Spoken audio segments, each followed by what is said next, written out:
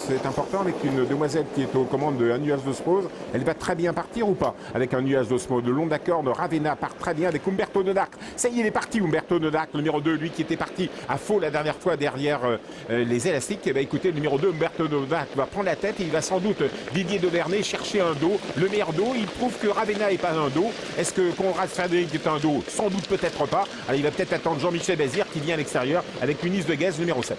Peloton qui est extrêmement compact, donc on n'a pas dû partir si vite que cela avec Ravenna qui partage toujours le commandement avec Umberto Nonacre et puis un Conrad Frédéric à l'extérieur qui aimerait bien se rabattre, c'est la casaque jaune à l'épaisseur également sur une deuxième, troisième ligne. On retrouve l'une des juments en vue, le numéro 7, Unis de Guez. Et on passe devant les tribunes, on est à 1600 mètres de l'arrivée avec Conrad Frédéric numéro 6, lui aussi attend, il va encore avoir attendre en dos. Il y a que des chevaux qui attendent des dos, ben, les dos ça se rapproche et c'est facile, c'est du nanan pour Jean-Michel Bazir, le numéro 7 qui va venir en tête sans faire d'effort puisque les autres reprennent. Numéro 7 à l'extérieur, Nice de Guez au commandement, puis c'est rêvé pour Charles Bijon qui vient également. Ils n'ont pas fait d'effort, ils ont pris la première et la deuxième place parce que tous les autres courent cachés. Et les 500 mètres des tribunes sur le pied de 15-7, on ne va pas très vite dans cette compétition, ce dont a profité donc Unis de Guez pour se rapprocher, ce que fait maintenant Very Well Jet, la casaque jaune qui vient de faire un superbe effort avec en troisième épaisseur désormais Soleil du Verger, le numéro 15 qui ramène un nuage d'osmose. Et alors bien sûr Ravenna est enfermé, numéro 1, enfermé également le numéro 2 Umberto Nodacre parce qu'il y a eu des wagons qui sont venus et il y a d'autres wagons. Regardez à l'extérieur le numéro 15 Soleil du Verger, encore plus à l'extérieur un autre wagon,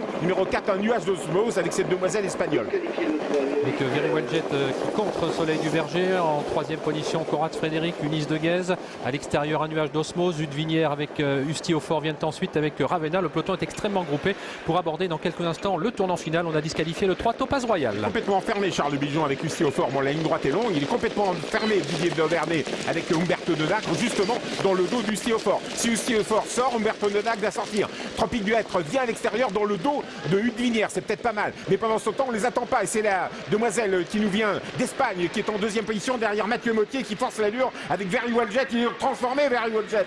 Very Well Jet numéro 12 toujours au commandement, en deuxième position le numéro 6 Conrad Frédéric en dedans avec le 4 en nuage d'osmose et on finit avec Ravenna, Franck Nivard numéro 1, où est Usti au fort dans la boîte, enfermé au galop Usti au fort, c'est terrible. La phase finale avec le Tropique du Hêtre qui vient à l'extérieur, avec Udvinière qui revient avec Unis de Guez, mais c'est fait devant avec le numéro 6 qui va l'emporter devant l'As.